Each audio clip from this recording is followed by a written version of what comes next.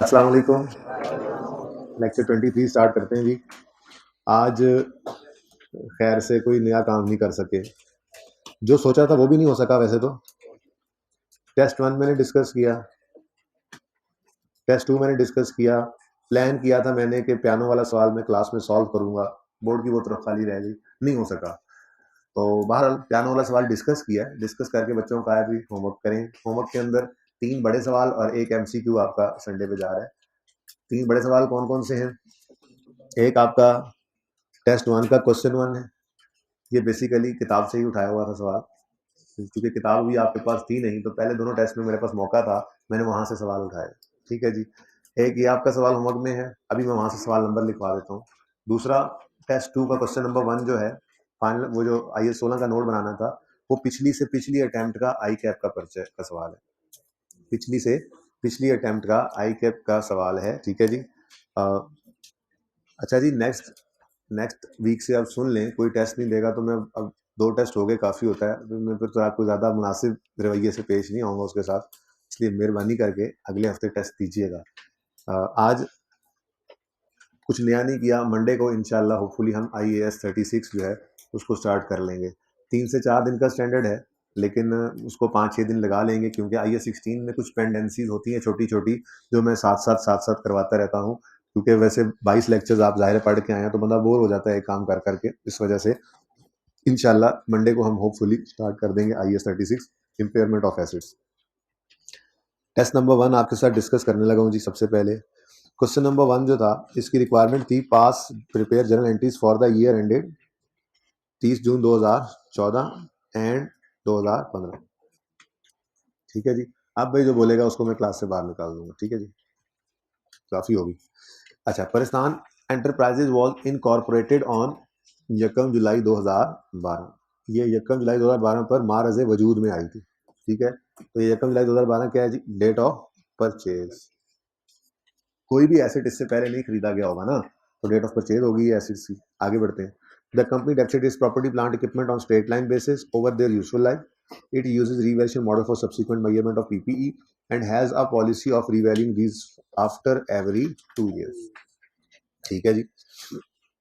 अब 1 जुलाई 2012 पर ये बिजनेस स्टार्ट हो रहा है, तो प्रोबेबली सारे एसेट इसी दिन नहीं खरीदेंगे, अनलेस के वो सवाल खुद बता दे कोई और बात। और फिर फॉलोइंग इन्फॉर्मेशन पर्टेन्स टू इस PPE के अंदर वो लिख रहा है value determined as value as determined by professional valuer on 30 June 2014। इसका मतलब पहली बार रिवैल्यूएशन 2 साल बाद ही कर रहे हैं। वो कह रहे हैं हम हर 2 साल बाद रिवैल्यूएशन कर देते हैं, अच्छी बात है। पहली रिवैल्यूएशन किस दिन कर रहे हैं? देखो, 1 जुलाई 12 को एसेट खरीदे थे, 30 जून 13 आया और फिर 30 जून 14 आया, यानी कि दूसरे साल के एंड पे ईयर एंड रिवैल्यूएशन हो रही है यहाँ पर। ठीक है, अब डाटा वो कहता है जी, डाटा देते हुए कहता है जी 1 जुलाई 2013 पर कॉस्ट और 1 जुलाई 2013 पर WDV कितनी है? 6000 और 5500। ऑफिस बिल्डिंग की बात कर रहा हूँ। अब एक अजीब सी बात सामने आ गई भाई, ये कैसे हो सकता है? 1 जुलाई 13 पर कॉस्ट भी 6000 और बुक वैल्यू भी 6000। ये क्या मुसीबत है? ये कैसे हो सकता है? जिस दिन एसेट खरीदते हैं उस दिन उसकी जो कॉस्ट होती है, उस दिन क्या उसकी बुक वैल्यू और कॉस्ट सेम नहीं होती? फिर ये क्या चक्कर है? ये फिर पक्की बात है कि ये फिर 1 जुलाई 13 पे खरीदा हुआ एसेट नहीं है। अगर कॉस्ट 1 जुलाई 13 पर लिख भी दी है, तो मैं 2 दिन पहले शायद यही बात कर रहा था और कह रहा था टेस्ट 1 के अंदर यही बात बस समझने वाली है कि कॉस्ट के साथ जो मर्जी डेट लगा दो, कॉस्ट तो कॉस्ट ही रहनी। ठीक है ना? तो 1 जुलाई 2013 पर कॉस्ट 6000 और 1 जुलाई 2013 पे बुक वैल्यू 5500 होने का मतलब यही है, पक्की बात है कि ये एसेट 1 जुलाई 13 पे खरीदा हुआ नहीं है, खरीदा पुराना हुआ है। हाँ, कॉस्ट के अंदर कमी आने की वजह क्या होती है? डेप्रिसिएशन। यानी कॉस्ट कभी नहीं कम होती अनलेस, कॉस्ट कभी नहीं बदलती अनलेस कि एसेट रीवैल्यू हो जाए। जो चीज बदलती है वो है बुक वैल्यू। जो चीज बदलती है वो क्या है? बुक वैल्यू बदलती है, हर साल कम होती चली जाती है। ठीक है, तो ऑफिस बिल्डिंग 1 जुलाई 13 पर 6000 की कॉस्ट रखती है। ये 1 जुलाई 12 पर जब खरीदी होगी तब भी 6000 की कॉस्ट रखती होगी। ठीक है, अब आप कहोगे जी यार क्यों कह रहे हैं 1 जुलाई 12 को हमने ये खरीदा है? तो भाई बिजनेस, परिस्तान ने बिजनेस शुरू ही कब किया है? 1 जुलाई 12 पे, तो उससे पहले तो कोई एसेट आ ही नहीं सकता। फिर इसकी कॉस्ट और बुक वैल्यू के अंदर फर्क ये बता रहा है, ऑफिस बिल्डिंग की कॉस्ट और बुक वैल्यू फर्क ये बता रहा है कि ये बिल्डिंग 1 जुलाई 13 पे खरीदी हुई नहीं है। अगर 1 जुलाई 13 पर खरीदी हुई होती तो फिर 1 जुलाई 13 पर इसकी कॉस्ट भी 6000 होती और इसकी बुक वैल्यू भी 6000 होती ना। ठीक है। तो अगर ये यकम जुलाई 13 पर खरीदी हुई नहीं है तो फिर पक्की बात है यकम जुलाई 12 पर ही खरीदी, क्योंकि उससे पहले तो एसेट कोई था ही नहीं, बिजनेस ही नहीं था। अच्छा, आप चेक भी कर सकते हैं आप इस बात को, वैसे पर्चे में करने की जरूरत नहीं थी, बार तो गपशप है, चेक भी कर सकते हो आप। वो कह रहे हैं जी स्ट्रेट लाइन बेसिस पर डेप्रिशिएट करते हैं, ये लिखा हुआ है जी, स्ट्रेट लाइन बेसिस पर डेप्रिसिएशन करते हैं, और ओरिजिनल यूजफुल लाइफ, ये क्या गिवन है जी, useful life in years given है जी, useful life in years, original at acquisition कितनी थी जी, 12। अब स्ट्रेट लाइन मेथड हो तो आप क्या करते हो, cost divided minus as the value, है नहीं सवाल में वैल्यू इसलिए मैं बोल नहीं रहा, ठीक है। पर cost minus as the value over life करना है तो करो 6000 माइनस 0 डिवाइड बाय 12 कितना 500, यानी 500 की डिडक्शन एक साल की बनती थी, वो एक साल ही गुजरा है, यकम जुलाई 12 से 30 जून 13 तक एक साल ही गुजरा था, ठीक है ना। तो बेसिकली ये कंफ्यूज करने के लिए कॉस्ट के साथ भी डेट लिख दी गई थी, हालांकि कॉस्ट के साथ डेट लिखनी नहीं चाहिए थी, ये लिखते भी तो यकम जुलाई 12 लिख लेते, ये डेट नहीं लिख, बहरहाल आपको इससे कोई लेना देना नहीं है, आपको पता है कि कॉस्ट जिस दिन मर्जी की डेट लिख दे वो कॉस्ट ही रहती है, वो असल वाली ही होती है जो पहले दिन हमने एसेट खरीदा था, ठीक है। लेकिन इससे हमें ये भी पता लग गया कि हमारी एक्यूमुलेटेड डेप्रिसिएशन कितनी है जी, 500, ठीक है। कैसे निकली है जी एक्यूमुलेटेड, कैसे निकली है जी, कॉस्ट माइनस बुक वैल्यू, ठीक है जी। तो ये कितना आ गया जी 500, ओके। ये मैंने अभी अभी ये एक्यूमुलेटेड डेप्रिसिएशन निकाली। भाई ये सवाल है टेस्ट 1 का क्वेश्चन 1, ठीक है, लेकिन ये आप लोगों की किताबों के अंदर भी मौजूद था, ये बेसिकली, हाँ जी, क्वेश्चन नंबर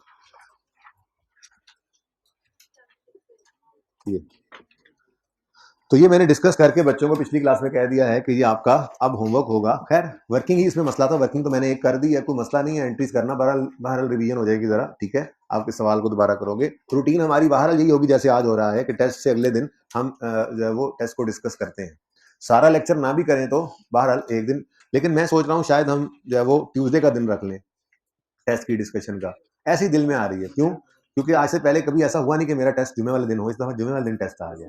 अगर मैं हफ्ते वाले दिन डिस्कशन करूंगा तो बच्चे कहेंगे यार टेस्ट की, हालांकि टेस्ट की डिस्कशन सारी क्लासेस ज्यादा अहम होती है, मैं टेस्ट की डिस्कशन में जो करवाता हूँ वो मैं उससे पहले भी नहीं करवाया होता, उसके बाद भी नहीं करवा रहा होता, सीधी सी बात है, ठीक है ना। टेस्ट मुश्किल होता है, उसके अंदर बहुत सारी चीजें ऐसी होती हैं जो टेस्ट में पहली बार आप देखते हैं, फिर भी बच्चे कभी कभी नॉन सीरियस ले जाते हैं, तो मैं हफ्ते को भी नया काम करवाया करूंगा, मंडे को भी, ट्यूसडे को टेस्ट डिस्कस कर लेंगे, इसमें मैं सोच रहा हूँ फिलहाल। वैसे मेरी रूटीन हमेशा ये रही है कि जिस दिन टेस्ट होता है उससे अगले दिन मैं उसको डिस्कस करता हूँ। पिछला टेस्ट माजरत के साथ लेट हो गया था, उसकी वजह रिवॉल्यूशन के साथ हमारी कुश्ती थी जो चल पड़ी थी, नोट के साथ, सॉरी, ठीक है, तो ऐसे मैंने उसको नहीं किया था। बहरहाल अब ये डिस्कस करते हैं, उसके बाद टेस्ट 1 के ऊपर चले जाएंगे, टेस्ट 2 पे चले जाएंगे। तो ये बहरहाल आपका आज का पहला होमवर्क है, ठीक है, क्योंकि इसका सोल्यूशन भी आपको अवेलेबल होगा किताब के अंदर। कितने बच्चे किताब ले चुके हैं, चलें तकरीबन हो ही गया।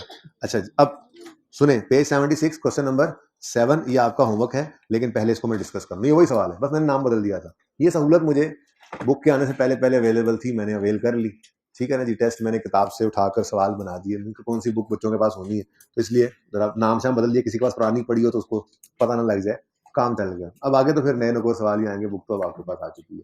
अच्छा जी, ये पता चल गया हमें कि एक्यूमुलेटेड डेप्रिसिएशन कितनी है, 500, ठीक है। कैसे निकली है, कॉस्ट माइनस बुक वैल्यू से, ठीक हो गया जी। उसके बाद वो कह रहा है 30 जून 14 पे एसेट रीवैल्यू हुआ है, रीवैल्यू अमाउंट देकर, साथ ही रिमेनिंग लाइफ भी खुद बता रहा है। तो मैंने आपको बताया था कि अगर वो रिमेनिंग लाइफ खुद सवाल में वो लाइफ खुद बता दे तो आपने फिर सवाल वाली लाइफ को इस्तेमाल करना है, खुद रिमेनिंग लाइफ नहीं निकालनी, ठीक हो गया। चलो जी, during the year there were no addition और deletion in the above assets as per policy, परिस्थान transfer maximum possible amount from surplus to retain earning on annual basis, ठीक है जी। ट्रांसफर की एंट्री इंक्रीमेंट एक्शन करते हैं वो, ठीक है। जल एंट्रीज करनी है 30 जून 14 और 15 की। अब यकम जुलाई 13 पर उन्होंने हमें कॉस्ट दी है और बुक वैल्यू भी दी हुई है, हम यहाँ पर डायरेक्ट बुक वैल्यू ही लिख देते हैं, कितनी बनती है जी 5500, तो बोलो ये 5500 से कहानी शुरू होगी, ठीक है। बहुत तकलीफ हो तो आप इतना कर सकते हो बस कि ये बुक वैल्यू निकालने के लिए आप बता दो जी मैंने 6000 माइनस 500 किया है, ताकि आप एक्यूमुलेट ऑप्शन भी लिख सको आगे, वो आपने निकाल ली थी ना, ठीक है, पर लिखने की जरूरत कोई है नहीं। हाँ, ट्रांसफर करते हुए एक्यूमुलेट ऑप्शन को फिर ध्यान से देखना पड़ेगा, ठीक है। अच्छा, उसके बाद जी 30 जून 2014 पर ये एसेट रीवैल्यू हो रहा है, पर पहले 30 जून 14 पे पहुंचे तो सही। इस वक्त ये एसेट यकम जुलाई 13 पे खड़ा है, तो 30 जून 14 पे पहुंचाने के लिए क्या करोगे भाई, ये सवाल ढूंढना छोड़ दो, इधर देख लो डिस्कशन हो रही है, डेप्रिसिएशन हमने करनी है, तो स्ट्रेट लाइन मेथड है ना जी, 6000 डिवाइडेड बाय 12, और वो 500 ही आएगा जो पहले भी आया था, और एसिड आ गया 5000 पे। ठीक हो गया जी, डन। अब 30 जून 14 पे एसिड क्या हुआ, रीवैल्यू होकर 5750 पे चला गया। रीवैल्यूअर ने 5750 रीवैल्यूड अमाउंट बताई, एक लाइन हमने खाली छोड़ी और 5750 रीवैल्यूड अमाउंट लिख दी अपनी वर्किंग में। 750 का रीवैल्यूएशन सरप्लस आ गया। ऐसे ही किया था, कुछ याद आ रहा है?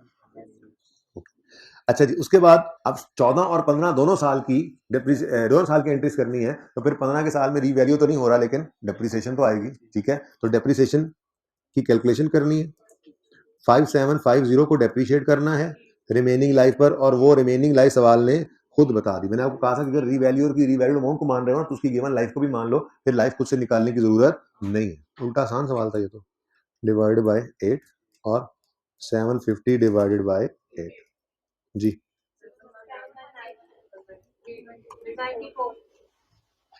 8 कहाँ से आया? 8 किसने बोला? अच्छा ठीक है जी। बुक वैल्यू देखो, लिखने की जरूरत ही नहीं है, मैंने जनरल एंट्रीज करनी है 2 साल की, बस हो जाएगा काम। ठीक है, अब जी हम 2013 की एंट्री नहीं कर रहे, 14 और 15 की। 14 और 15, 30 जून 2014 में जो साल एंड होना है, और 30 जून 2015 पे। तो सबसे पहली एंट्री जो हमारे सोल्यूशन के अंदर रिक्वायर्ड होगी वो होगी depreciation expense debit accumulated depreciation credit, पहली एंट्री होगी।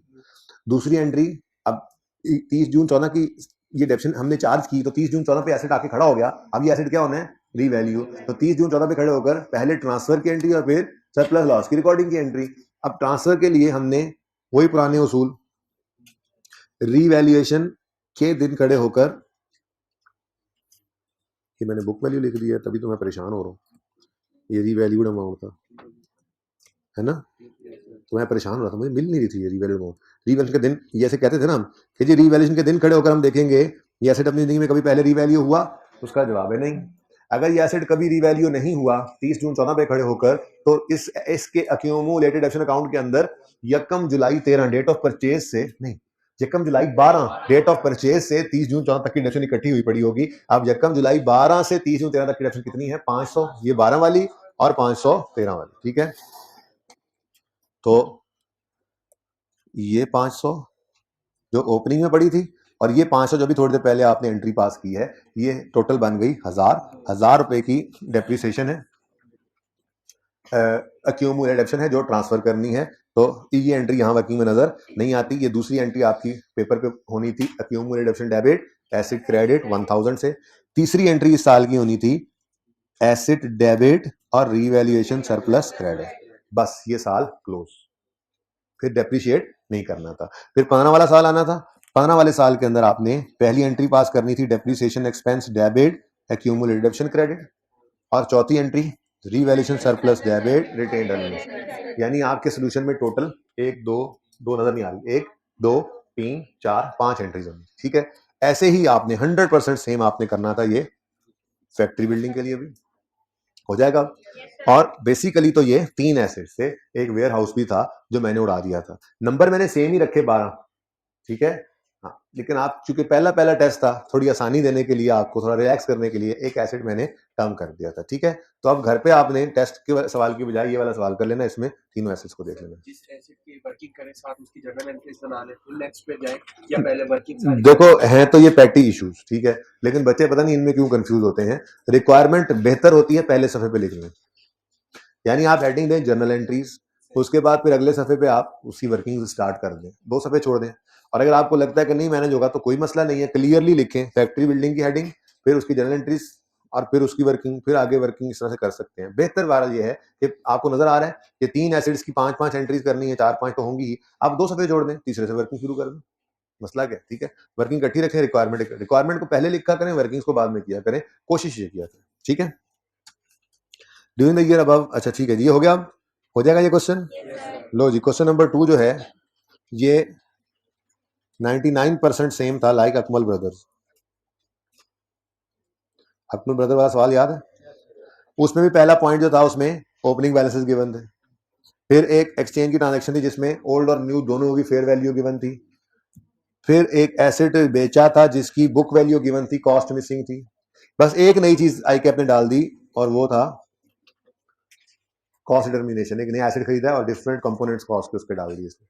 देखें दोनों ही सवाल आई कैप के हैं, ये आई कैप के क्वेश्चन बैंक के अंदर से उठाया हुआ सवाल है, दोनों ही आई कैप के पास पेपर में आए हुए सवाल हैं। कुछ अरसा पहले आया था अकमल ब्रदर, और जिन बच्चों ने इसको किया हुआ था उनकी लॉटरी लग गई 2-3 अटेम्प्ट बाद इस सवाल में। सारा सवाल सेम, सिर्फ ये थोड़ी सी बाहर देखते हैं जरा क्विकली। रिक्वायरमेंट है, देखो रिक्वायरमेंट बिल्कुल वैसी ही है। Prepare following ledger pertaining to machine for the year 31 December 17। यहाँ पे prepare following ledger amount accounts pertaining to plant machinery. तो ऐसा भी हो जाता है कभी कभी, once in a blue moon, normally होता नहीं है लेकिन ऐसी किसी की किस्मत अच्छी होती है कि ऐसा सवाल आ जाता है सेम टू सेम। ठीक है, सेम टू सेम। खैर एसेट अकाउंट बनाना है, एक्यूमुलेशन अकाउंट बनाना है और डिस्पोजल अकाउंट बनाना है। ठीक है, चलो जी। एज एट यकम जनवरी 18 balances of cost and accumulation amounted to 12,700 and 6240। Opening balances हैं, बोलो। लेजर ओपन करने थे और इनको ओपनिंग बैलेंसेस के तौर पे लिख लेना था। एसेट डेबिट साइड पे ओपनिंग और एक्यूमुलेशन क्रेडिट साइड पे ओपनिंग, और इसके भी मार्क्स आपको मिल जाने थे क्योंकि ये कॉन्सेप्ट था कि इसको एसेट में लिखना है और डेबिट साइड पे ओपनिंग लिखना है, इसको एक्यूमुलेशन में लिखना है और क्रेडिट साइड पे लिखना है। ये कॉन्सेप्ट ही तो होता है, इसके मार्क्स होते हैं। सवाल से डाटा उठाया, मार्क्स मिलने शुरू। ठीक है, फिर जी ऑन यकम अप्रैल 18 हमारे साल के 3 महीने गुजरने के बाद चौथे महीने के पहले दिन, old machine having fair value of 340। Old machine having fair value of, मतलब ये क्या गिवन है, ये क्या गिवन है, fair value of old given. ऐसे ही है, खतरा आ गया। फिर is exchange for a new machine, the balance of purchase price was paid through a cheque of 680। अब ये 680 क्या बला है, ये क्या है, ये कैश पेड है। ठीक है, थ्रू बैंक सही पर है तो वो कैश या बैंक, ठीक है, तो कैश पेड आ गया। ठीक है, the list price of new machine was 1130। Now this is fair value of new. ऐसे ही है ना, लिस्ट प्राइस का मतलब क्या होता है कि जब आप बाजार में जाते हैं और आप किसी चीज को देखते हैं तो उसके ऊपर जो प्राइस टैग लगा होता है वही फेयर वैल्यू है उसकी, जो उसके ऊपर लिस्ट प्राइस लगी होती है वही उसकी फेयर वैल्यू होती है। ठीक है, अच्छा अब सिचुएशन क्या है, old machine has been acquired for ₹870। ये क्या है, ये क्या है जी, ये तो कॉस्ट ऑफ ओल्ड है, कॉस्ट ऑफ ओल्ड। ये हम यूज करते होते हैं एक्यूमुलेशन निकालने के लिए। ठीक है ना, अब मसला क्या है, सिचुएशन क्या है, सिचुएशन वो है ये पुराने की फेयर वैल्यू दे दी है और नए की भी दे दी है, तो पुराने की फेयर वैल्यू को इग्नोर कर देंगे। अच्छा जी, अच्छा जी, अच्छा नहीं करते तो नाराज ना हो आप लोग, पुराने की फेयर वैल्यू को इग्नोर नहीं करते बल्कि हम नए की फेयर वैल्यू इग्नोर कर देते हैं और हमारी नए एसिड की जो कॉस्ट हुआ करती है, कॉस्ट ऑफ न्यू, वो निकला करती है फेयर वैल्यू ऑफ ओल्ड, यानी 340 प्लस कैश पेड है तो, और माइनस कर दो अगर कैश रिसीव है तो 1020। 1020 नए एसिड की कॉस्ट है, उस 1130 को इग्नोर करना। तो 1130 में नहीं पड़ा, ये हमें 1020 में पड़ा। ठीक है, 100% सेम एडजस्टमेंट है जो मैंने आपको करवाई थी। ये on Yekam July 17 machine having fair value with on direct exchange for new machine, the balance of purchase was check of इतने list price of the old machine was। यार ऐसे लगता है वही एडजस्टमेंट आके यहाँ लिखी गई है और सिर्फ वैल्यूज बदली। तो ऐसा कभी कभी खुशकिस्मती से हो। अच्छा एक्सचेंज की ट्रांजेक्शन होगी तो ऐसी ही होगी जिस मर्जी सवाल में आ जाए, लेकिन जो सवाल का असल में ना सांचा एक ही लग रहा था। चले बाहर, यहाँ तक को मसला। नेक्स्ट, ऑन यकम फरवरी 18 हमारे साल के दूसरे महीने के पहले दिन, a plant having list price of 10,000 was purchased, acquired। ठीक है, a trade discount of 5% was allowed on the list price। The plant was ready for use on यकम अगस्त 2018 after incurring following cost। Miss हो रहे हैं भाई। अच्छा जी, अब हम करते क्या है, रूटीन के अंदर हम ये करते हैं कि हम ये लिस्ट प्राइस यानी परचेज प्राइस लिखते हैं एक स्टेप में, फिर उसके नीचे लेस करते हैं ट्रेड डिस्काउंट, तो 10,000 का 5% लेकर उसको माइनस करते हैं और फिर नेट फिगर लिख रहे होते हैं। तो इसमें भी अब सीखना था, सीख लिया। अब परचेज के अंदर ना हमने हर मोमेंट पे टाइम बचाना होता है, छोटी छोटी चीजों पे टाइम बचाना होता है। ठीक है ना, तो परचेज लिस्ट प्राइस लिख लो तब भी ठीक है, लेकिन ज्यादा बेहतर क्या है, आपने यहाँ पे लिखा परचेज प्राइस। अब आपको ये एसिड जो है ये 10,000 का नहीं पड़ा बल्कि 10,000 में से 5% कम का पड़ा। ठीक है, अच्छा कुछ ऐसे भी करेंगे 10,000 माइनस 10,000 का 5%, उसमें भी टाइम लगता है। सिंपल सी बात है, अगर आपको 10,000 वाली चीज 5% डिस्काउंट पे मिल रही है तो फिर कितने में मिल रही है, यूं समझ लो ना, 100 रुपए की चीज है, 5 रुपए डिस्काउंट मिलेगा तो 95 की मिल गई, 95%। ठीक है, तो ये आ गया 9500। ठीक है जी, नेक्स्ट कंसल्टेंट फी कितनी है जी? 540 ऐड करेंगे। अच्छा 540 ऐड कर दिया जी। अच्छा फ्रेट ऊपर आएगा 660, फ्रेट भी ऐड कर दिया। इंस्टॉलेशन एंड टेस्टिंग 600 बिल्कुल होगा जी। एडमिन अगर लिख देता यहाँ पे स्टार लगा करके ये तो डायरेक्टली एट्रीब्यूटेबल है, फिर ऐड कर देते हैं। ये बात समझे हो? अभी सवाल खामोश है ना? तो जनरल रूल क्या है? एडमिन जनरल ओवरहेड्स जो होते हैं ये हमेशा फिर ये मतलब ये हमारे लिए रेलेवेंट नहीं है, ये एसिड कॉस्ट में ऐड नहीं होने, ठीक है। लेकिन अगर यहीं पर वो यूं स्टार लगा के नीचे लिखता कि इसमें जो है वो ये सारे ही क्या है डायरेक्टली एट्रीब्यूटेबल, फिर क्या करते पूरा 160 ऐड कर देते। या यूं कहते कि इसमें से 100 डायरेक्टली एट्रीब्यूटेबल है और 100 नहीं, तो 100 ऐड कर देते। जैसे एग्जांपल दी थी मैनेजर वाली कि अगर तनख्वाह में ही काम कर दे पहले वाली में तो कुछ ऐड नहीं होना। अगर मुझे कहें कि यार तुम एक्स्ट्रा टाइम जो लगा रहे हो उस एक्स्ट्रा टाइम के तुम्हें अलग पैसे मिलेंगे इस इंस्टॉलेशन को सुपरवाइज करने के लिए, तो फिर उसको एसिड कॉस्ट में ऐड कर दें, ठीक है ना। तो यही यहाँ पर भी है, ठीक है। अगर यहाँ पर लिख दे कि डायरेक्टली एट्रीब्यूटेबल है तो फिर क्या करना, जाग के बैठो, फिर क्या करना, ऐड। अच्छा अब एक सवाल पिछली क्लास में किसी बच्चे ने किया और गालिबन वो किसी पास पेपर के रेफरेंस में किया, क्योंकि मुझे वो पास पेपर जहन में भी आ रहा है, लेकिन वो जब आएगा सब सामने तो बात तब सामने आ ही जाएगी। लेकिन चलिए वो क्वेश्चन जो रेज हो गया तो मैं आपसे वो भी कर देता हूँ।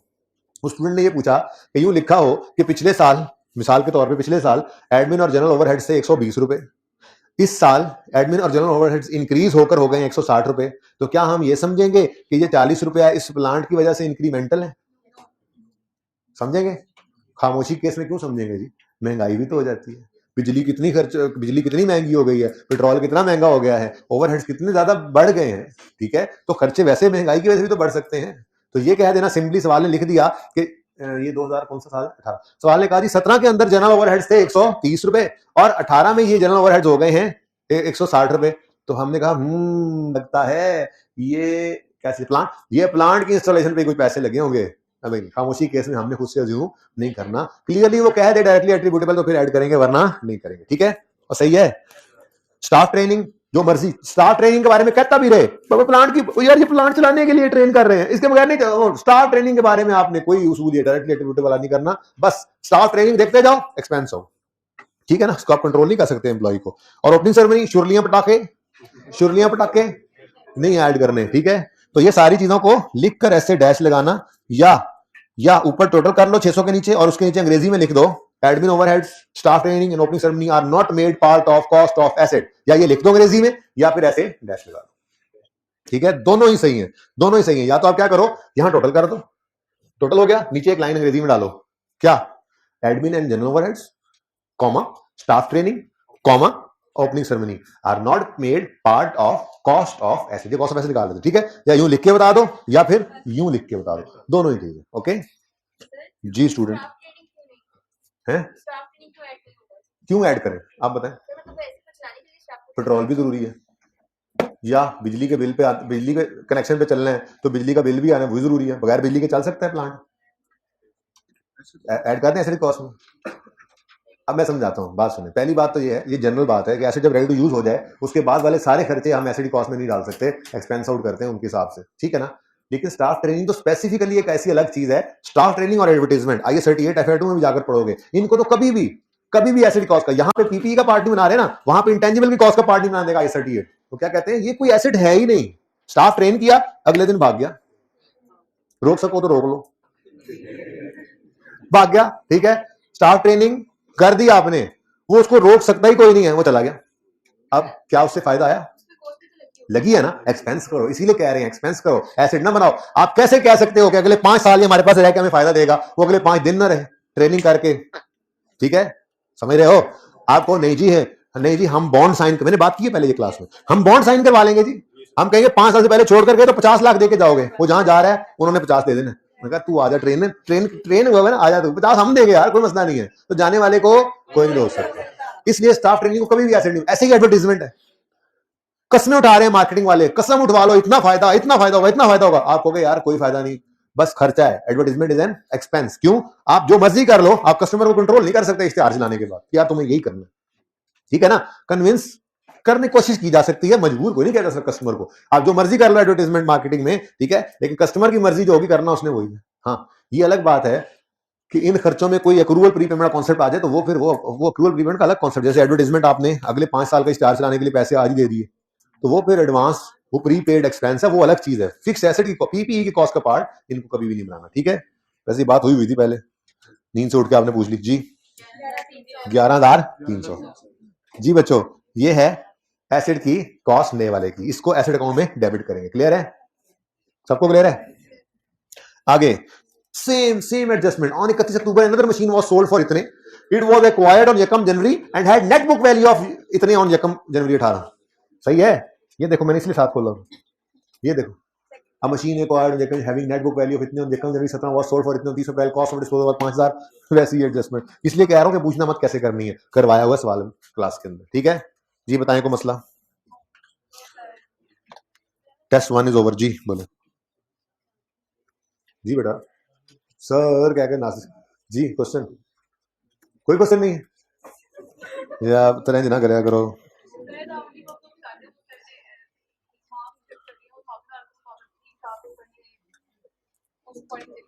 पेपर दिखाएं मुझे क्लास के बाद, देख लेते हैं आपके सर को।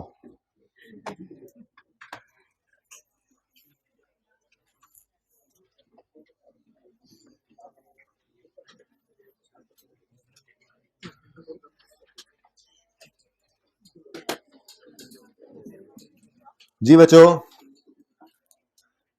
ये जो क्वेश्चन 2 में एमसीक्यू 1 है, ये मैंने होमवर्क में कर दिया है।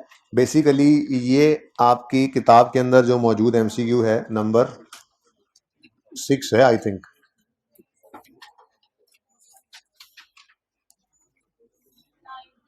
9 है जी।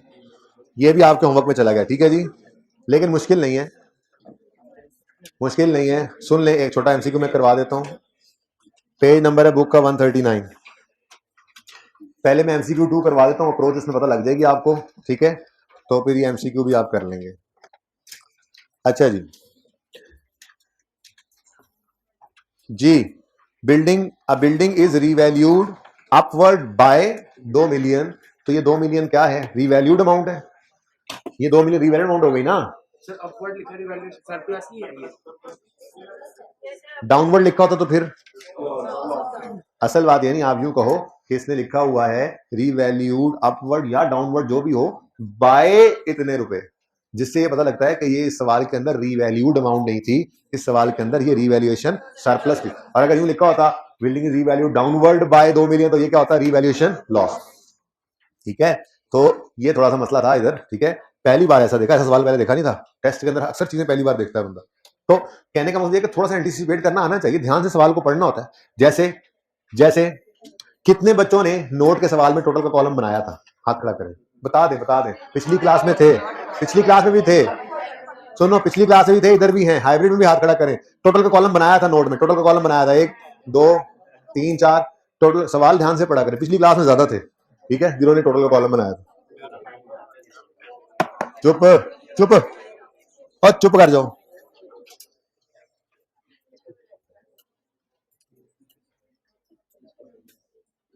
अच्छा जी, a building is revalued upward by 2 million, तो 2 million is the revaluation surplus, ठीक है जी, ओके। अच्छा, it was acquired 5 years ago for 10 million, it's useful life remains same as 20 years, ठीक है। ये लाइफ बदली नहीं है, अगर खुद बदल दे तो फिर हम वो लाइफ इस्तेमाल कर लेते हैं, अगर ना बदले तो फिर खुद रिमेनिंग लाइफ निकालनी पड़ती है, ठीक है।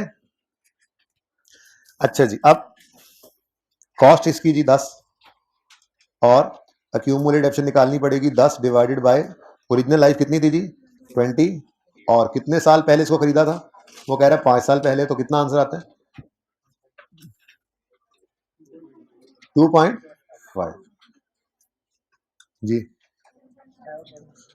उसके बाद जी आज इधर देखो, आज तक क्या होता था, इधर देखो इधर देखो, देखो आज तक क्या होता था, आज तक ये होता था कि ये मिसाल के तौर पे रीवैल्यूड अमाउंट देता, तो हम कहते थे बैलेंसिंग फिगर सरप्लस आ गया 2 रुपए, ठीक है। हम बैलेंसिंग निकाला करते थे, रियल सरप्लस और क्लोजिंग गिवन होता था। आज बढ़ होगी बात, आज ये गिवन नहीं था, बैलेंसिंग निकाल रहे। आज सवाल ने कहा जी आपका 2 मिलियन का रीवैल्यूएशन सरप्लस है, लॉस होता तो माइनस कर देते, तो फिर आज हमें रीवैल्यूड अमाउंट बैलेंसिंग निकालनी पड़ी, कितनी जी? 9.5, अब 2 मिलियन का सरप्लस है, ठीक हो गया जी। अब डेप्रिसिएशन निकालनी है इस साल की, अज्यूम कर रहे हैं, सवाल खामोश है, साल के पहला दिन ये रीवैल्यू हो गया होगा, ठीक है ना, अज्यूम करते हैं ये साल के पहले दिन, अज्यूम ही करना है ना, सवाल के अंदर लिखा नहीं था, अज्यूम कर लेते हैं ये यकम जनवरी के ऊपर ये कॉस्ट थी और यकम जनवरी तक इतनी डिडक्शन हो चुकी थी और यकम जनवरी पे ये बुक वैल्यू थी और यकम जनवरी पे ये रीवैल्यूएशन आ गई। अब 31 दिसंबर पे आ गए, ये एंड पे आ गए, डेप्रिसिएशन करनी है तो 9.5 को भी रिमेनिंग लाइफ पे डेप्रिशिएट करना है और 2 को भी रिमेनिंग लाइफ पर डेप्रिशिएट करना है, ऐसा ही है। बोलो, रिमेनिंग लाइफ निकालेंगे रीवैल्यूएशन के दिन खड़े होकर, और वो सवाल ने क्या कहा था, 20 ओरिजिनल लाइफ अपनी जगह कायम है और रीवैल्यूएशन से 5 साल पहले वो एक्वायर किया गया। कहानी ऐसे चल रही है ना, ठीक है। इसका मतलब रिमेनिंग कितने, 15 और 15, जी बोले 0.633 और 133, ये उधर सवाल जवाब 1000 में नहीं गिवन रुपीज में, चलो कर लेंगे रुपीज में। इस जो आंसर है, जो चीज गिवन होगी उसको इंटू 1000 करेंगे तो वो आंसर आ जाएगा ना 1000 में, ठीक है जी। बुक वैल्यू 8.87 और 1.867, ठीक है जी। अब इस सवाल को तो करने के लिए ये वर्किंग करने की जरूरत नहीं थी, ये वर्किंग मैंने इसलिए करवाई है कि मैं आपको बता सकूं कि रीवैल्यूएशन से रिलेटेड किसी एक सवाल से ही 5 सवाल निकल सकते हैं, और किसी भी तरह का सवाल हो, बस यही मैक्सिमम पॉसिबल 5 सवाल है। फिलहाल जरा रिक्वायरमेंट को देखिए, वो कहता है what is the incremental depreciation charge for the year, तो उसका जवाब क्या ये है 2.5, ये 0.633 है, नहीं, ये जो ट्रांसफर की एंट्री है जिसे हम इंक्रीमेंटल कहा करते हैं, ठीक है ना। तो हमारा आंसर है 0.133 मिलियन, थाउजेंड सवाल कर मिलियन में कर रहे हैं, 0.133 मिलियन है। तो फिर अब असल जवाब चाहिए तो 0.133 मिलियन को 0.133 को करो 1 मिलियन से मल्टीप्लाई, आंसर आ जाएगा, क्योंकि रुपीज में सवाल रुपीज में आंसर दे रहा है ना, मिलियन में दिया हो। समझ आइए ये बात, बताओ इसको करके क्या आंसर आता है। राउंडिंग का डिफरेंस है 133 B is the correct option, ठीक है। अब इस सवाल में से कितने पॉसिबल सवाल बन सकते हैं ये सुन लें। सवाल में आपको वो पूछ सकता था, number 1 what is the revaluation surplus, ये क्वेश्चन है। आप कुछ ये पूछ सकता था कि रीवैल्यूएशन सरप्लस कितना है। दूसरा सवाल अभी जो नहीं पूछा वो क्या है, depreciation expense for the year कितना है, ये भी एक क्वेश्चन हो सकता है। तीसरा जो पूछ लिया, incremental depreciation for the year कितनी है, ठीक है। चौथा ये पूछ ले कि बताओ बैलेंस शीट के अंदर एसेट का क्लोजिंग बैलेंस क्या आएगा, तो बैलेंस शीट के अंदर ये 8.87 जाता है, पता ही है आपको, नोट के एंड पर क्लोजिंग मैच करता था और वही बुक वैल्यू जाया करती है ना, ठीक है। तो ये भी एक क्वेश्चन हो सकता है। वो ये भी कह सकता है कि बताओ बैलेंस शीट के अंदर रीवैल्यूएशन सरप्लस के अकाउंट का क्या बैलेंस नजर आएगा, तो यही नजर आएगा, ये भी एक क्वेश्चन हो सकता है। बस ये फिक्स एसेट में चला जाता है और ये इक्विटी में चला जाता है, ठीक है। ये भी तो एक एमसीक्यू से पॉसिबल 5 सवाल हैं, ठीक है। आपसे वो रीवैल्यूएशन सरप्लस पूछ ले कितना है, वो आपसे डेप्रिसिएशन पूछ ले, इंक्रीमेंटल पूछ ले, बेटा एक मिनट बात पूरी होने दो, बीच में नहीं बोलते। डेप्रिसिएशन निकाल लें, इंक्रीमेंटल डेप्रिसिएशन निकाल लें, बैलेंस शीट के अंदर क्लोजिंग क्या जाना है वो ये पूछ सकता है, और रीवैल्यूएशन सरप्लस बैलेंस शीट में क्लोजिंग क्या जाना है वो ये पूछ सकता है, ठीक है ना। कि वो यूं कहेगा what is the revaluation surplus, जो गिवन नहीं होगा जाहिर वही निकलवाएगा ना। वो ये पूछ सकता है what is the depreciation expense for the year, what is the incremental depreciation for the year, what is the balance of asset to be shown in balance sheet, इस तरह की बात एज ऑन ईयर एंड, ठीक है। What is the balance of revaluation surplus account for the year and, जो year and लिखा होगा, तो ये 5 सवाल इसमें से बन सकते हैं, ठीक है जी, डन। तो इस सवाल इतना मुश्किल नहीं है, बस इसमें लैंड और बिल्डिंग है, अलग अलग कर लेना इनको, और सही आंसर इंशाल्लाह आप निकाल लोगे। ये 1 जो है इसको आपने कर लेना, 2 मैंने करवा दिया, लेकिन इसमें साथ में आपको ये भी बता दिया कि पॉसिबली कितने क्वेश्चंस हैं। तो पॉसिबल 5 क्वेश्चन बन सकते हैं, और मेरा नहीं ख्याल कोई इसमें से सवाल बन सकता है, और बन सकता है तो बता दें। ट्रांसफर की एंट्री पूछ सकता है, लेकिन वो वर्किंग में नजर नहीं आ रही थी, वही पूछ सकता है, ठीक है।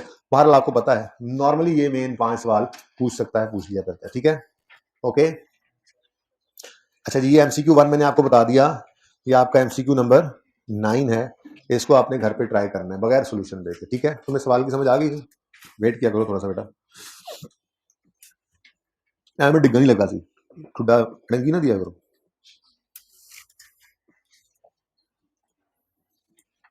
अच्छा जी, अब रह गया जी क्वेश्चन नंबर 1, टाइम को नहीं रह गया, क्वेश्चन नंबर 1 रह गया, लेकिन ये भी देख लो, ये आपकी बुक्स का पेज 83 है, बस ये पता नहीं तसूकी लिमिटेड लिखा हो, तो तसूकी लिमिटेड है, पी साइलेंट होगा ना, जापानी नाम होगा, मैंने इसको टिंकू लिमिटेड कर दिया था, रिवैल्यूअर का नाम कुछ और था, मैंने अपने टीए का नाम लिख दिया था, सिर्फ इतनी सी चेंज है सवाल के अंदर।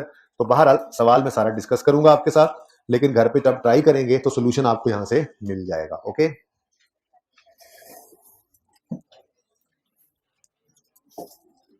चल। हाँ जी बच्चों, इस सवाल में कोई खास मसला नहीं था सिवाय इसके कि इसमें साढ़ा बहुत था, साढ़ा, 7.5, 8.5, 9.5, साढ़ा। जी हाँ जी, पढ़ते हैं सवाल। In accordance with IFRS prepare a note on PPE including comparative for including टीएस financial statements for the year 31 December 2021। बात सुने, 31 दिसंबर 21 का नोट बनाना है और वो कह रहा है कंपैरेटिव्स भी बनाओ, तो 21 का कंपैरेटिव तो 22 होगा, 2020 है बताया था, इसका मतलब 2 साल का नोट उसने मांगा है, 20 का भी और 21 का भी।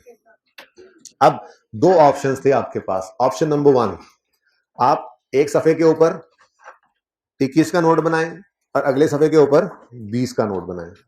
हाँ, शो पहले 21 का करना था, लेकिन मतलब तरतीब में लिखना पहले 21 है फिर 20 है, लेकिन सॉल्व पहले 20 को करना है। पता है क्यों? 2 साल का नोट मांग ले तो ये ना हो आप पहले जो है वो 21 का बनाएं, अब रोल रोल की ओपनिंग निकालें, फिर 20 का बनाएं तो उसका भी रोल रोल की ओपनिंग निकालें। भाई जरूरत क्या है, पहले 20 का नोट बनाएंगे, उसको ओपनिंग रोल रोल के निकाल लेंगे, तो फिर वही 20 का क्लोजिंग 21 का ओपनिंग बन जाएगा, तो टाइम बच जाएगा। 2 साल का अगर नोट मांग लो, ठीक है। अच्छा, मैं ये कह रहा था ऑप्शन क्या है। वैसे कितने बच्चों ने सिर्फ 21 का नोट बनाया? ऐसे भी माशाल्लाह, आधी ज्यादा क्लास है सिर्फ 21 का। चले 21 के मार्क्स मिल जाएंगे इनको। बहरहाल कंपैरेटिव का मतलब समझ आ गया है। कंपैरेटिव आधी ज्यादा क्लास सिर्फ 21 का नोट बनाया। टीए को तुम लोगों ने सहूलत दे दी चेक करने में। अच्छा, आप सुनो ऑप्शन, एक सफे के ऊपर 21 का नोट बनाओ, ये दोनों चीजें लिख दो उसके ऊपर, ऑफिस बिल्डिंग और वेयर हाउस। टोटल का तो कॉलम वैसे ही नहीं बनाना। कितने बच्चों ने टोटल कॉलम बनाया था? दोबारा आप खड़ा करें, टोटल वाले, टोटल कॉलम वाले। सवाल पीछे मुड़ के ना देखो, बस इधर देखो। मैं किसने कहा पीछे देखो, पीछे जी। अच्छा, दूसरा ऑप्शन ये है, अगर मैनेज कर सको, जो कि आईकेप के पेपर के अंदर बैठ के जरा मुश्किल हो जाता है, क्योंकि आईकेप के पेपर में शीट जो दोनों तरफ मार्जिन होते हैं, थोड़ा पहले छोटी सी शीट होती है, थोड़ा तंग हो जाती है। खैर, अगर मैनेज कर सको तो एक सफे के ऊपर दोनों लिख सकते हो। क्या तरीका? ये है तरीका। ऑप्शन 1, एक सफे के ऊपर आप घर से बना लेंगे, एक सफे के ऊपर आप इस तरह से फॉर द ईयर 31 बनाओ, पूरा नोट बनाओ, इसके साथ नोट्स बना दो।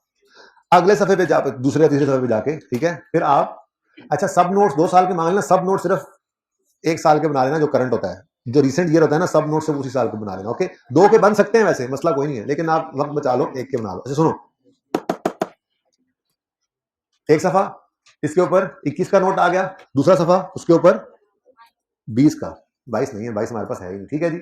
ये तरीका भी बिल्कुल ठीक है। इसमें आप यूं करना, पहले सफे पे 21 का नोट, उससे अगले सफे पे उसके सब नोट्स, और तीसरे सफे पे आप 20 का नोट बना लें, और चौथे से वर्किंग शुरू कर दें।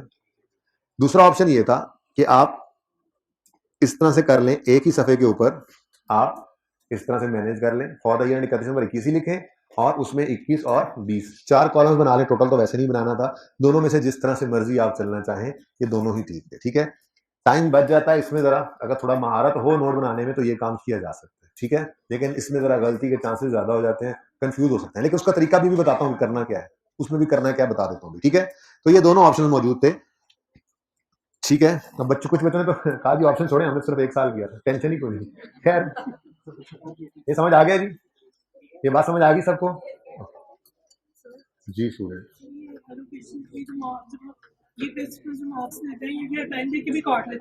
जी टाइम देख के इसलिए काटते हैं कि अगर 3 घंटे का पेपर है तो आईकैप आपको उसको 3.5 या 4 घंटे नहीं देगा करने के लिए, ठीक है ना जी। आपको जो एलोकेटेड टाइम होता है आपने पर्चा उसी में ही करना है, यही आपकी प्रैक्टिस। बेटा बातें करना बंद कर दें या क्लास से निकाल दूं?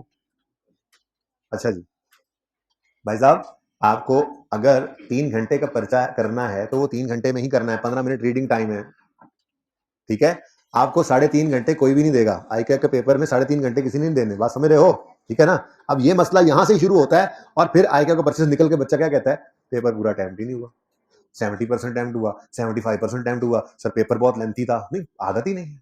अब आदत कहां बननी है? टेस्ट में जहां पे आप जो है वो पौना घंटा दें तो सवा घंटा, 1.5 घंटा लगा रहे हैं। अब तो सारे नंबर ले लेंगे, इस तरह तो पास सारे ही हो जाएंगे। पढ़ा तो सब नहीं होता है, सीए के अंदर कौन पढ़ने वाला नहीं होता, सारे पढ़ने वाले बच्चे होते हैं, बस स्मार्टली चीजों को नहीं पढ़ा होता, प्रैक्टिस उस तरह से नहीं की हुई होती, समझाया नहीं होता किसी ने।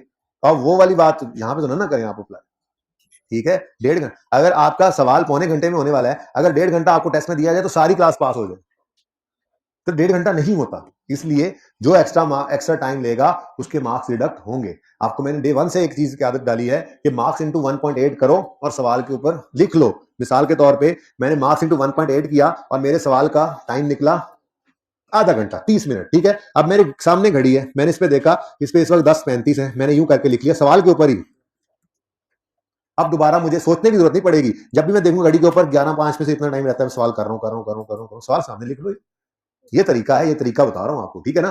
तो मार्क्स इंटू 1.8 करो, घड़ी को देखो, जितना टाइम बनता है वो सवाल के ऊपर लिख लो, बस इसी के अंदर मैनेज करना है। 2-3 मिनट 4 मिनट ऊपर हो जाते हैं, कोई बात नहीं, अगले सवाल में टाइम बच भी जाता है कभी कभी, या एटलीस्ट 90% से ऊपर चले जाते हो, 85-90 तक अटेम्प्ट चली जाए, काफी सेव हो जाता है बच्चा, ठीक है। लेकिन 60s में अटेम्प्ट रह रही है, 70s में रह रही है, तो ये खतरे की बात है, और वो आप यहाँ पे प्रैक्टिस करोगे तो ही सही कर पाओगे। तो मार्क्स इंटू 1.8 जी। मार्क्स इतने हैं फर्स्ट क्वेश्चन के?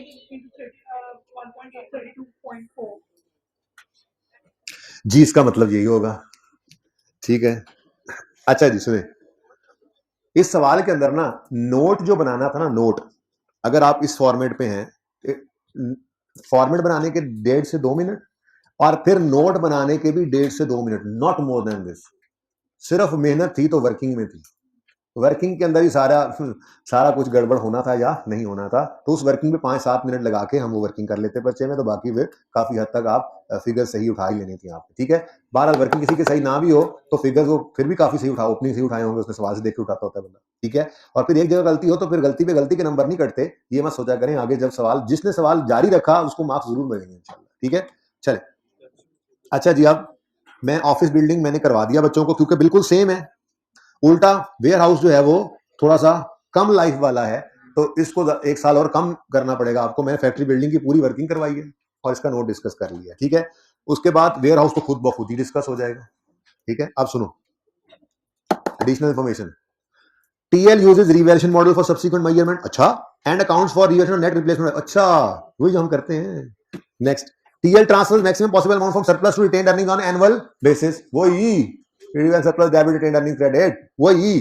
फिर revalued amounts were determined by Saqib Noor revaluers, ये कोई और नाम था, मैंने अपने टीए का नाम लिख दिया साकिब नूर का, ठीक है जी। ये वैल्यू करेंगे हमारे इस एसेट को, टेस्ट सही चेक ना किए फिर देखना तुम, ठीक है ना। अच्छा ओके, यार जी मैंने पूछा था कल की कौन सी क्लास होती है ऊपर, नहीं कौन सी ऑडिट की इस वक्त होती है, अच्छा ऑडिट की होती है इस वक्त क्लास। साकिब कहता मुझे क्या पता, मेरा एक ऑडिट का पर्चा रहता तो दे दिया मैंने। ज्यादा किया करो साकिब की, ज्यादा किया करो, है बस जा ही रहा है ये। अच्छा जी सुने, हाँ पढ़ने वाला बच्चा था, तुम्हारी तरह थोड़ा ही था। ओके सुनो,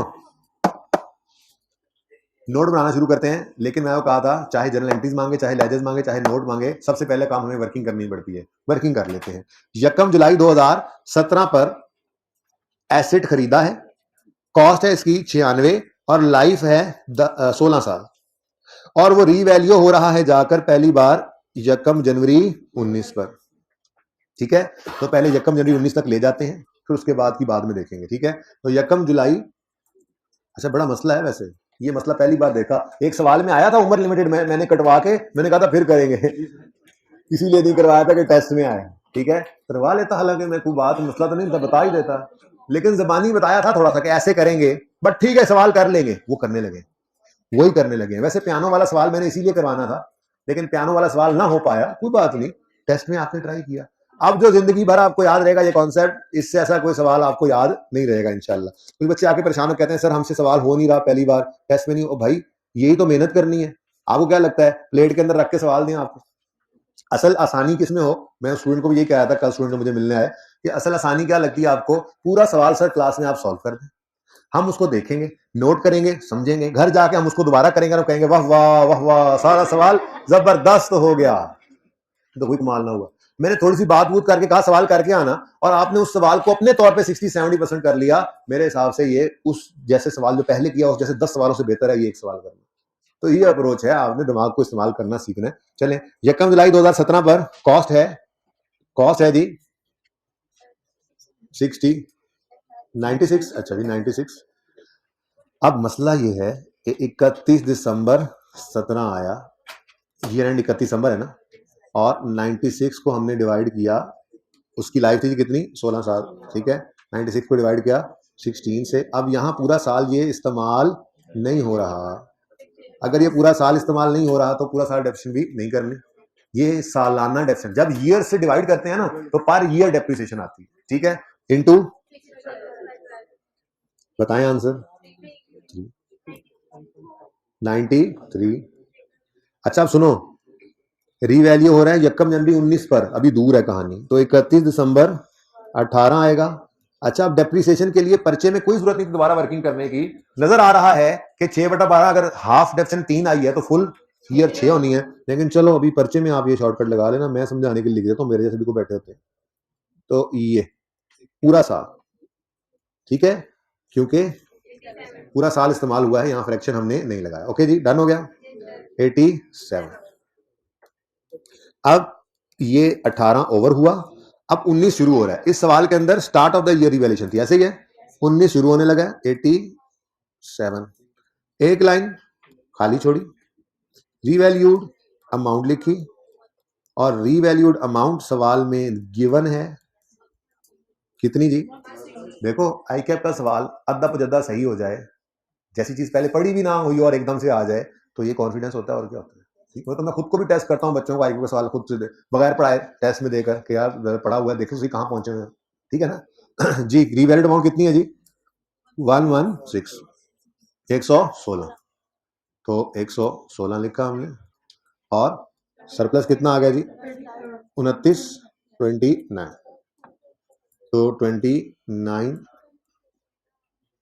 सरप्लस के कॉलम में आ गया। बस कर दें, अब बातें ना करें, जो आपने करना था वो तो कर दिया होगा, बस अब पोस्ट मैच रिव्यू चल रहा है, मैच भी है कल। रीवैल्यूएशन सरप्लस, इतनी बारिश बारिश कर रहे हैं, मुझे लगता है होनी कोई नहीं, जिसके बाद बात करो मैच की, बारिश बारिश, वो प्रेडिक्शन वाले का अल्लाह माउज़ जालिक उनके बस में है कुछ, बारिश अल्लाह को हुक्म होगा तो होगी, ठीक है, अल्लाह करेगा नहीं होगी, अल्लाह चाहेंगे तो जो भी कट्टा-कट्टी निकलना निकले ना, पर आए में बंदा कहता बारिश ना होती तो ये होता, जैसे रीवैल्यूएशन ना होती तो बुक वैल्यू क्या होती। खामोश। अच्छा जी, अब 19 का साल डेप्रिसिएशन करनी है, उसके बाद 21 में रीवैल्यू हो रहा है, लेकिन एक बड़ी मुसीबत क्या आती सवाल में, जो लाइन पता नहीं किसी ने पढ़ी थी या नहीं पढ़ी थी, दूसरी रिवैल्यूएशन से पहले चेंज इन एस्टीमेट भी था, तो ये पियानो वाले सवाल की खूबसूरती थी जो हमने नहीं देखी थी। कोई बात नहीं, अभी देख रहे हैं, ये अभी कर रहे हैं ना, सवाल तो कर जी।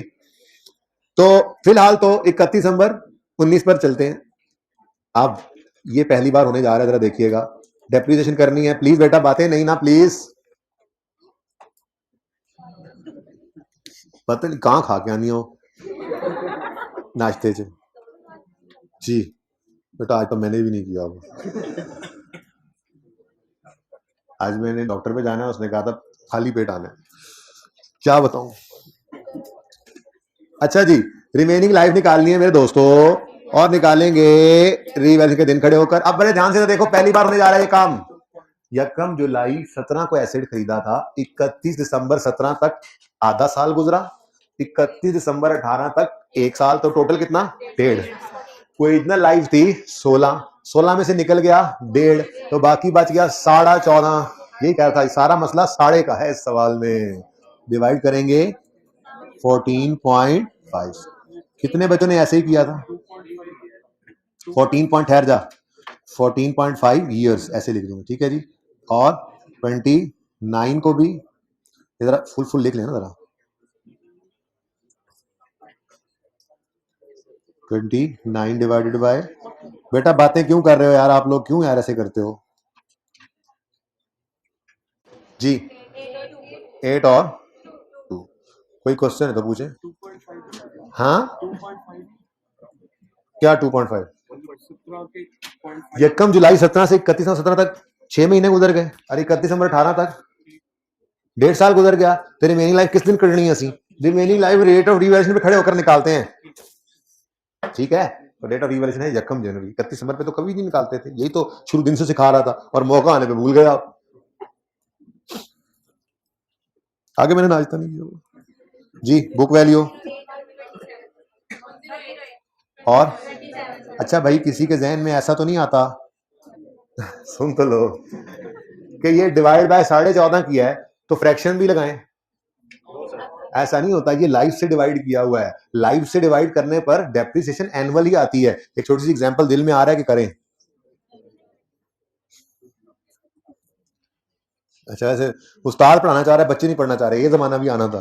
ठीक है जी, तो देखें जी, एक एसेट हमने खरीदा 1 जनवरी 2020 पर, ठीक है, और इसकी कॉस्ट थी 250 और इसकी लाइफ है 2.5 ईयर्स। अब यहां डेप्रिसिएशन एक्सपेंस निकालने के लिए फॉर्मूला लगेगा 250, बोलो, cost minus residual value over life ही होता है ना, डिवाइड बाय 2.5 कितना आता है? 100। 20, 21 और 22। अच्छा, इस साल में इसकी डेप्रिसिएशन 100 आ गई। अब स्ट्रेट लाइन मेथड है, अगले साल भी 250 माइनस 0 डिवाइड बाय 2.5 करोगे तो 100।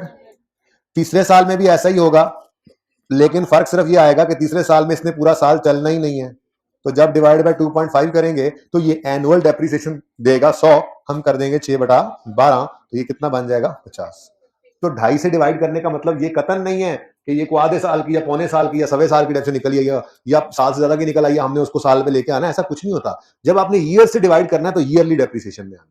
ठीक है, ये कंफ्यूजन मैंने कहा किसी के दिल में ना घर पे जाके आ जाए कि ये 14.5 से डिवाइड किया है तो फ्रैक्शन फ्रुक्शन नहीं लगाना, नहीं भाई नहीं, ये 14.5 डिवाइड किया तो ये ईयरली डेप्रिसिएशन आ गई है। अब अगले 14.5 साल तक डेप्रिसिएशन ऐसी चलेगी, 8 8 8 8। हाँ, वो अलग बात है कि आखिरी साल में ये इंटू 6/12 करना पड़ेगा, क्योंकि ये 1 जुलाई को खरीदा हुआ एसेट है, उस साल में जाकर 30 जून तक इसकी लाइफ ही खत्म हो जाएगी। ठीक है ना, तो 14.5 से डिवाइड करने का मतलब फ्रैक्शन नहीं लगाना, ये लाइफ से डिवाइड किया तो सालाना depreciation expense for the year निकला है। ये क्लियर है?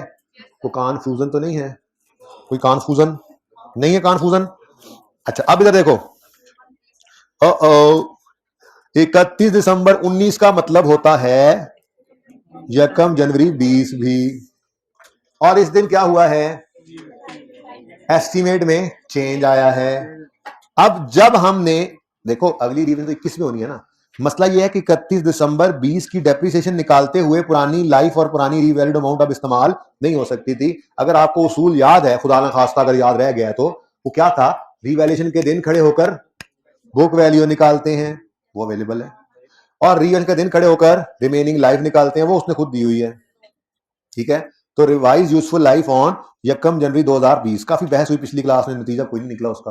कोई कहता था ये टोटल है, टोटल लाइफ है, ठीक है, इसमें से रिमेनिंग हम निकालेंगे। कोई कहता था ये सवाल में रिमेनिंग गिवन है। ठीक है, तो बड़ी बहस चली, कोई फायदा नहीं निकला पिछली क्लास में। तो बहरहाल मैंने बच्चों को ये कहा कि ऑब्वियस सी बात है, मैंने यूं करके पढ़ा था, मैं आपके लिए पहली बार को पढ़ता हूं, आप वही मान लो तो अच्छा है, फिर वरना बहस करनी शुरू कर लेंगे। ठीक है, उसने कहा एस्टिमेटेड यूजफुल लाइफ 16 साल है, और फिर 2 साल गुजरने के, गालिबन 2 साल गुजरे हैं, ठीक है, जिस 2-2.5 साल जो भी गुजरे हैं। ठीक है, 1 जनवरी 20 में वो कह रहा है रिवाइज यूजफुल लाइफ कितनी है जी? 2020 में 9 साल। अब या तो वो यूं लिखता this is revise total life, तो हम इसमें से माइनस करते जितना अच्छा गुजर गया है और रिमेनिंग लाइफ निकालते, या वो यूं लिख देता सुकून से कि जी रिवाइज रिमेनिंग लाइफ है तो हम ये उठा लेते। अब दोनों सूरतों के अंदर खामोशी है। उसने सिर्फ क्या कह दिया कि ये यूजफुल लाइफ 9 है, तो फिर मजबूरन रिवाइज्ड को देखते हुए मैंने कहा कि इसको रिमेनिंग लाइफ ले लें।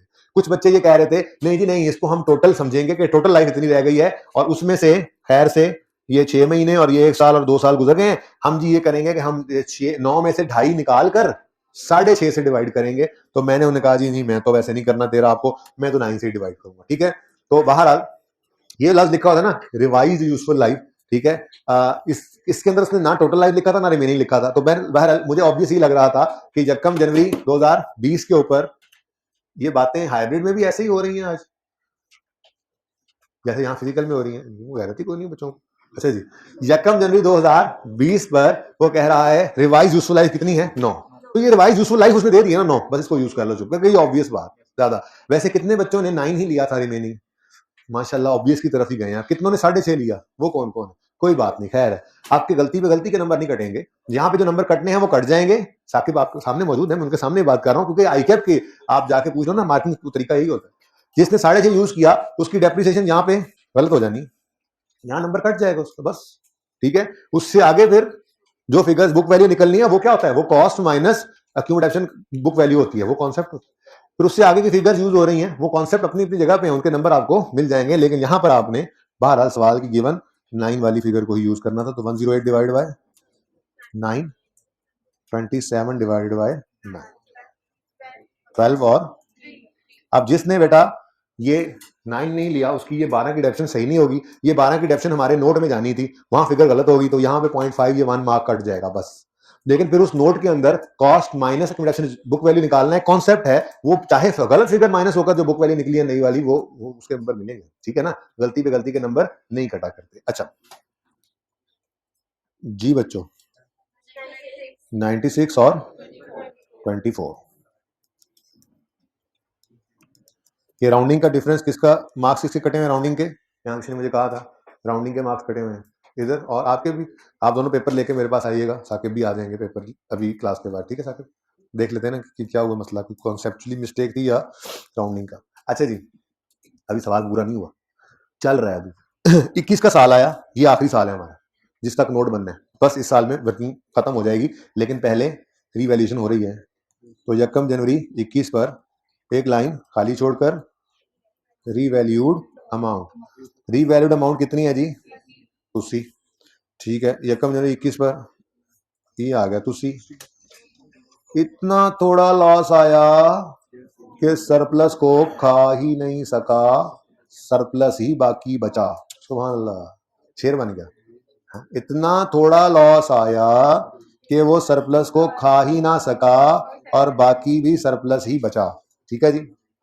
अच्छा जी प्रॉफिट एंड लॉस में कुछ भी नहीं गया, डन। अब अगली गेम ऑन होती है कि 31 दिसंबर 2021 पर जो डेप्रीसिएशन निकालनी है वो 80 को डिवाइड करना है और 8 को डिवाइड करना है। अब जो रिमेनिंग लाइफ निकालनी है वो कहां से निकाले, 9 से या 16 से, 9 से या 16 से, 16 से तब निकाला कर, चलो 16 से तब निकाला करते थे जब इस तरह की लाइन लिखा हुआ करती थी सवाल में, यूजफुल लाइफ रिमेन सेम, याद आई वो लाइन जो मैं कहता था अक्सर सवालों में आ रही होती है, ठीक है। तो जब ये लाइन होती है तो उसका मतलब लाइफ ओरिजिनल वाली चेंज नहीं हुई, रिमेनिंग लाइफ निकालनी है तो ओरिजिनल से निकाल के लाएं, लेकिन यहां पे तो पिछले साल के पहले दिन लाइफ चेंज हो गई है, लाइफ चेंज होकर पिछले साल के पहले दिन 9 हो चुकी है, अब हमने रिमेनिंग लाइफ इस 9 से निकालनी है। तो 1 जनवरी 2021 में खड़े होकर रिमेनिंग लाइफ निकालने लगे तो पता चला ओ 1 जनवरी 20 में तो लाइफ 9 हो गई थी, तो 1 जनवरी 20 से 1 जनवरी 21 तक एक साल मजीद गुजर गया, तो फिर रिमेनिंग लाइफ कितनी है 8 साल है, 8 और 8, कितने बच्चों ने ये 8 ही किया था, कितनों ने 16 में से निकाली रिमेनिंग लाइफ को, है सर हाथ नहीं खड़ा किया फिर यस सर वाले ने, जी जी बताएं 10 आ गया और 1 आ गया, ऐसे ही है जी 70 और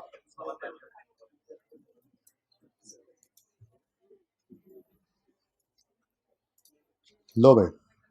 अब बनाना है हमने नोट, नोट सॉल्यूशन पे चलते हैं ताकि मैं फिगर बताता जाऊंगा, वहां पे देखते जाएंगे ना, अब नोट थोड़ी बना रहा हूं, ठीक है। यहां से फिगर सिर्फ वर्किंग, अब वर्किंग सिर्फ फिगर आइडेंटिफाई करनी है उसको नोट में, मैंने कहा था वर्किंग बनाना ही मुश्किल है, नोट तो बस ऐसे ऐसे ऐसे बन जाएगा, फॉर्मेट बना हुआ है तो ठीक है। अभी देखिएगा सचमुच में ऐसे ही है, मैं मजाक नहीं कर रहा, कोई बच्चे मुस्कुरा रहे हैं मेरी बात पे, अभी आप देखिएगा कहां गया, अच्छा आगे निकल गए, जज्बाती हो गए। अच्छा जी ये तरीका क्या होगा, कहीं से काम करना है ना, वैसे आप ब्लैक नहीं कर सकते इसको जैसे मैं करने लगा हूं, लेकिन मैं ये कह रहा हूं कि आप फिलहाल थोड़ी देर के लिए, फॉर्मेट तो सारा बना होगा ना, लेकिन आपने इनको नहीं कुछ कहना, ये मेरा मशवरा है। बिल्डिंग की वर्किंग पूरी हो गई ना, तो चाहे अलग अलग सफों पे नोट है, पहले बिल्डिंग 20 से शुरू करो और बिल्डिंग 21 से पर खत्म कर दो, खत्म हो गया फिर अगली वर्किंग करो, फिर वेयर हाउस को कर लो। इनको इकट्ठा चलाना थोड़ा सा टेक्निकल हो सकता था, गलती के चांसेस है, तो आसान काम अब हो गया, ठीक है। अब नोट शुरू करेंगे कहां से जी, 31 दिसंबर 20 का साल पहले नोट बनाएंगे ना, पहले नोट कौन सा बनाएंगे 31 दिसंबर 20 का, इसके लिए सबसे पहला काम करना है हमें ओपनिंग चाहिए, वो किस दिन चाहिए होगा 1 जनवरी 20 पर, लेकिन क्या सिखाया था 31 दिसंबर 19 पे खड़े होकर क्लोजिंग निकालना है, ठीक है। 31 दिसंबर 19 पे खड़े होकर हमने सवाल से पूछा, ये 31 दिसंबर 19 है, ये यही है ना, हमने सवाल से पूछा कि क्या ये एसेट 31 दिसंबर 19 या उससे पहले कभी रिवैल्यू हुआ है, ये सवाल में से भी नजर आ जाएगा, ठीक है बिल्कुल हुआ है जी, 1 जनवरी 19 में रिवैल्यू हुआ है, तो अगर ये 31 दिसंबर 19 से पहले रिवैल्यू हुआ है तो फिर 31 दिसंबर 19 पर एसेट अकाउंट में क्या पड़ा होगा, लेटेस्ट रिवैल्यूड अमाउंट यानी 116, तो 116 अगर 31 दिसंबर 19 पर एसेट अकाउंट में क्लोजिंग पड़ा है तो फिर 1 जनवरी 20 पर यही ओपनिंग पड़ा। डन, नोट बनना कोई देर नहीं लगेगी, ये कह रहा था मैं, ठीक है। फिर अगली बात, अगर ये एसेट 31 दिसंबर 19 पे हम क्या कह रहे हैं, अक्यूमुलेटेड डेप्रिसिएशन हमें दरकार है, तो मैं क्या वही सवाल दोबारा करूंगा, क्या ये एसेट 31 दिसंबर 19 या उससे पहले कभी रीवैल्यू हुआ है? उसका जवाब है बिल्कुल हुआ है जी, 1 जनवरी 19 पे हुआ है। तो हम क्या कहेंगे जी कि एक्यूमुलेशन अकाउंट के अंदर 1 जनवरी 19 से 31 दिसंबर 19 तक की डेप्रिसिएशन पड़ी होगी, यानी सिर्फ 8 रुपए, सिर्फ 8 रुपए। अगर ये 31 दिसंबर 19 का क्लोजिंग है तो 1 जनवरी 20 का यही ओपनिंग आ गया, ओपनिंग आ गया, ठीक है। और सही है, समझ आ रही है। अब 20 का साल आता है, 20 का साल शुरू हो गया ना। अब 20 के साल में कोई रिवैल्यूएशन नहीं हुई, 20 के साल में तो सिर्फ एस्टीमेट चेंज हुआ था, और एस्टीमेट चेंज का असर सिर्फ और सिर्फ डेप्रिसिएशन एक्सपेंस पे पड़ता है। देख लो, अगर एस्टीमेट चेंज ना होता तो डेप्रिसिएशन इस साल 8 ही होती, बदल गया तो कितनी हो गई, 12। अब इस साल में सिर्फ 2 ही एंट्रीज हैं, depreciation expense debit accumulation credit 12 और even surplus debit and credit 3, उसके अलावा कुछ भी नहीं। तो इसका मतलब नोट के अंदर एसेट जो ओपनिंग 116 था वही क्लोजिंग 116 बन गया। डेप्रिसिएशन सिर्फ 12 की ऐड होगी, डेप्रिसिएशन डेबिट एक्यूमुलेशन क्रेडिट, और ये 8 जमा 12 20 हो गया, और बुक वैल्यू आ गई 96, ठीक है। अब पहले 20 इसीलिए बनवाया है कि ये क्लोजिंग अगले साल का ओपनिंग बनाओ, और ये 20 का क्लोजिंग अगले साल का ओपनिंग बना लो, ठीक है, और सही है। अब आ गया जनाब 21 का साल, ये 20 खत्म हो गया, 12 के बाद यहां पे एसेट पहुंच चुका है। अब 21 के साल में क्या हो रहा है, एसेट रीवैल्यू हो रहा है, तो रीवैल्यू के दिन क्या करोगे, ट्रांसफर। इस दिन खड़े होकर क्या देखोगे, ये एसेट कभी रीवैल्यू हुआ है, बिल्कुल हुआ है ये।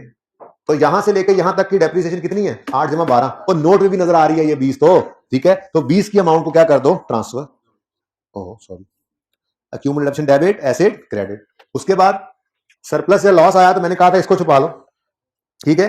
सिर्फ एसेट को देखो, और एसेट क्या हो रहा है जी, 16 से कम, लॉस है ना, 16 से कम, ये लो 16 से कम हो गया, ये क्लोजिंग आ गया, ये क्लोजिंग 10 आ गया, 10 depreciation expense for the year कितना है जी, 10 रुपए, तो ये 10 depreciation expense debit accumulation credit, और ये क्लोजिंग 10 आ गया, और 70 की बुक वैल्यू आ गई जो मैच भी कर रही है, ठीक है। मुश्किल या आसान, सिर्फ वर्किंग ही मुश्किल, और उसमें भी वो साढ़े इतना, वो मुश्किल, ठीक है।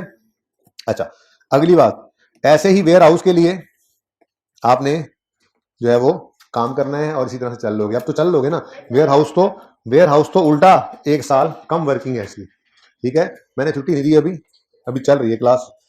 इसमें बुक के अंदर आपको नहीं मिलेगा मूवमेंट इन रीवैल्यूएशन सरप्लस का सब नोट, तो वो जरा देख लो, इधर मैं बना देता हूं।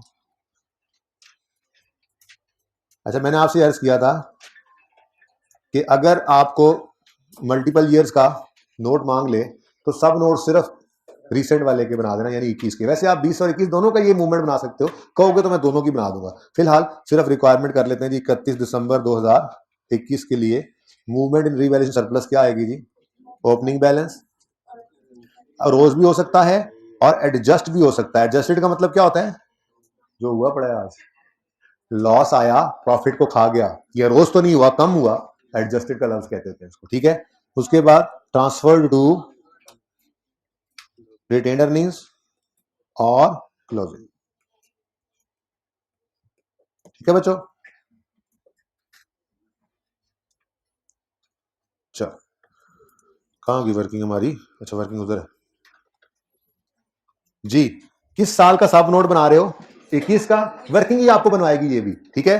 21 कहां से शुरू हो रहा है, ये देखो ग्रीन लाइन लगाता हूं, ये तो 20 पड़ा है ना, ऐसे तो नहीं लगेगी ग्रीन लाइन, अब अच्छा नहीं लगता, ऐसे लगाओ जी। 21 का स्टार्ट ओपनिंग बैलेंस, ये 31 दिसंबर 20 का मतलब 1 जनवरी 21 होता है कि नहीं होता।